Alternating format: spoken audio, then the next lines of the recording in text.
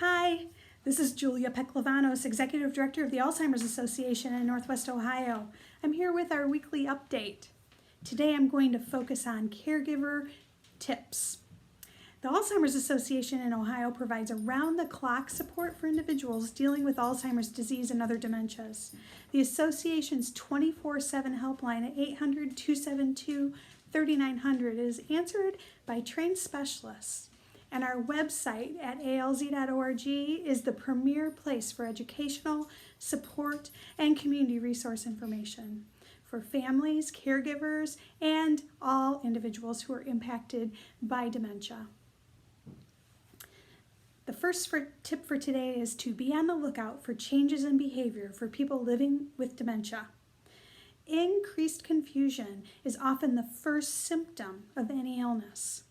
If a person living with dementia shows rapidly increased confusion, contact your healthcare provider for advice. Do it sooner rather than later. It's really important. The second tip today is to provide written reminders to reinforce the importance of hand washing. Consider placing signs in the bathroom and elsewhere in the house to remind people with dementia to wash their hands regularly with soap for 20 seconds.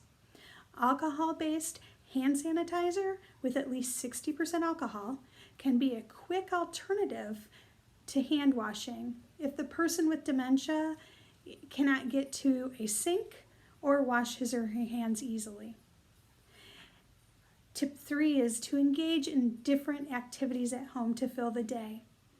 Think about what your loved one can do and what they like to do, and what you like to do too.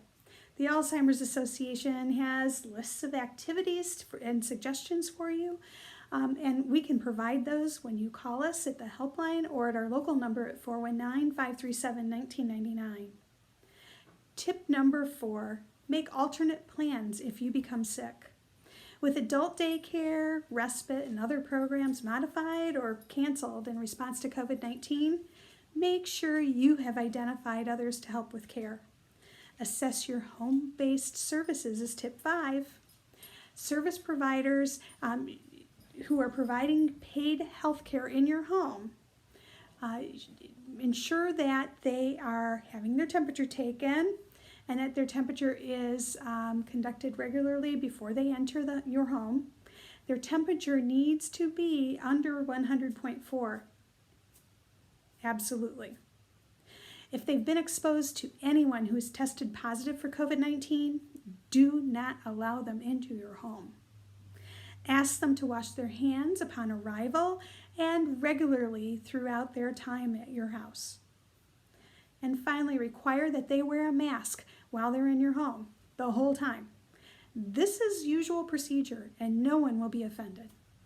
Tip 5 is establish procedures for getting updates about your loved one who's living in a facility or with another family member. Because personal contact has to be limited during this pandemic, ask the facility about telephone calls, video chats, or even emails to check in. If your family member is unable to engage in calls or video chats, ask the facility to suggest other ways for you to get in touch and get updates.